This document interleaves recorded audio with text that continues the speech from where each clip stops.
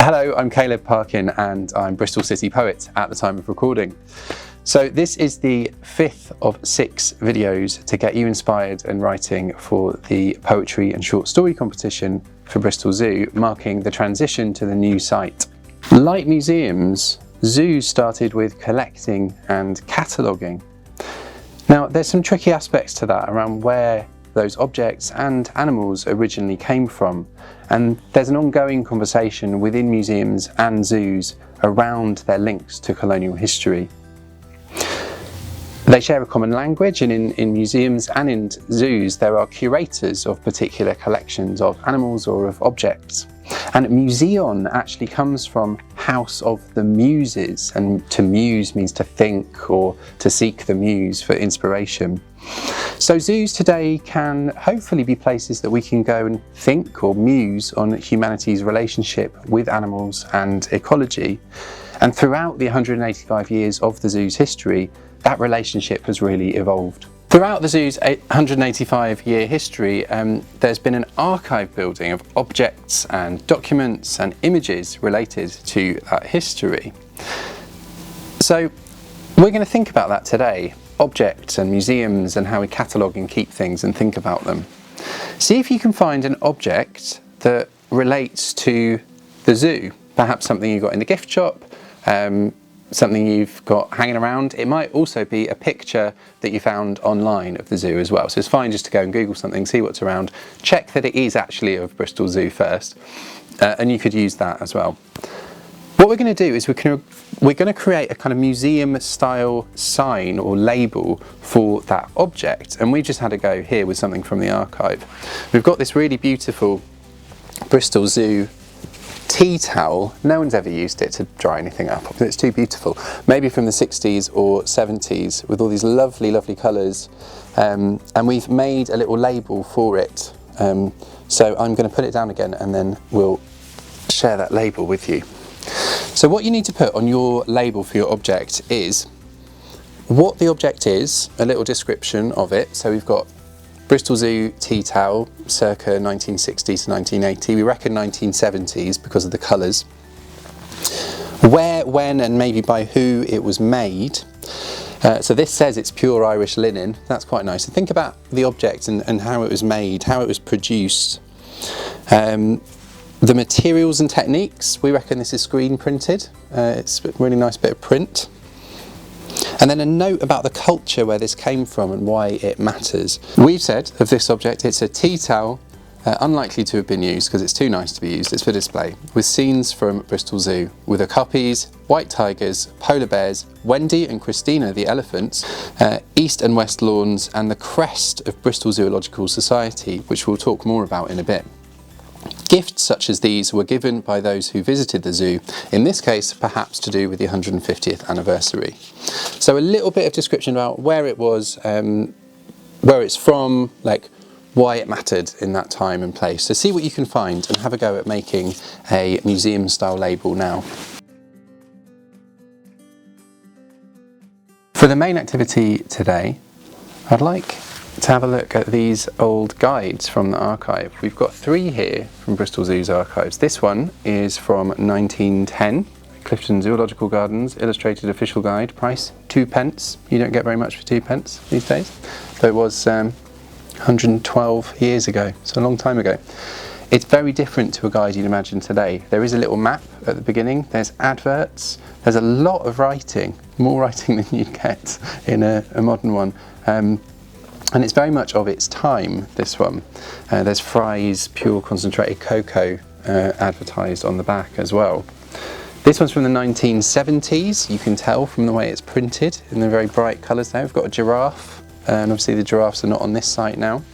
Very bright and colourful, quite a few pictures. This big kind of complicated table there of all the animals. And then we've got the 1990s here. As someone who grew up in the 1990s, very much recognise this style of design. See it, sense it, save it is the message on the cover there. So, you know, you can tell that the zoo's moving more towards conservation and those kinds of ideas. And it feels a little bit more modern. Still quite 90s though, I would say. Lots of images.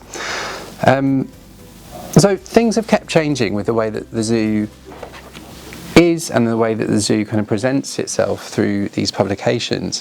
What I'd like you to do is imagine the zoo guide, the visitor guide for the 2020s and 2030s and beyond. And I'm going to invite you to use a form called an abecedarian or alpha poem. In this form of poem, you use the A to Z as the first letters of each line. So down the side of the page, you'll see A down to Z. So in a way, it's kind of an index or a catalogue form of poem as well.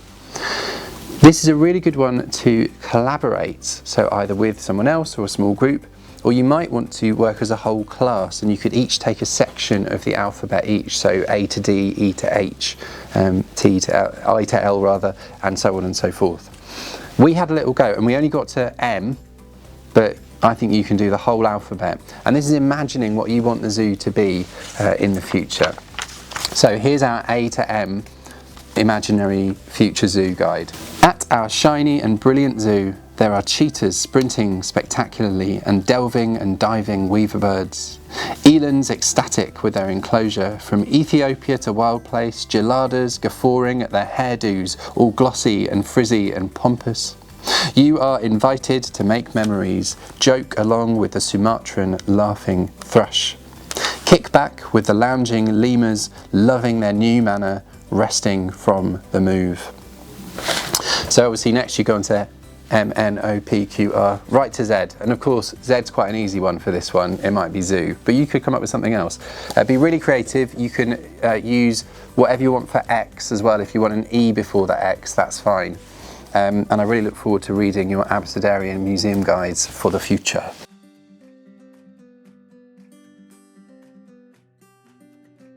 For your takeaway activity this time, I'm going to invite you to create a coat of arms. Bristol Zoo has a coat of arms. Here's one from the archive. As we can see, it says Bristol Zoo over the top. We've got a gorilla here, and we've got a chimpanzee here, and a little unicorn actually in the middle, because the animal of the Bristol, the city Bristol coat of arms are two unicorns either side.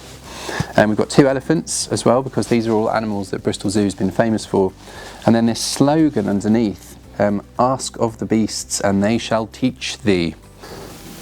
Coats of arms were kind of colourful decorations, so high-ranking families could kind of identify one another, but they're also used by cities and organisations, hence why Bristol Zoo has one that looks like this. So an invitation to you to create your own coat of arms for the Bristol Zoo of the future. We just had a chat about what we might like to put on the coat of arms for the future zoo, and we've decided that we might have a black rhino and a red panda up the top here. They're both endangered species and they would also look wonderful together at the top there. On the shield bit here, we decided it would be very green and leafy, maybe with some sort of native planting from the kind of trees and plants that will be around the new site as well. So lots of nice greenery there. And for the slogan under here, we're going to have saving wildlife together, because that's what the zoo is about, saving wildlife together. But you can think, what do you think the new zoo should be about? And come up with a really bold slogan that you're going to put under there. Because this is a writing competition, you can draw it, of course, but then maybe write it as a poem describing, or a descriptive piece describing your coat of arms, and see where that takes you, and describe it in really close detail with textures and colours and all of the things that you're going to include.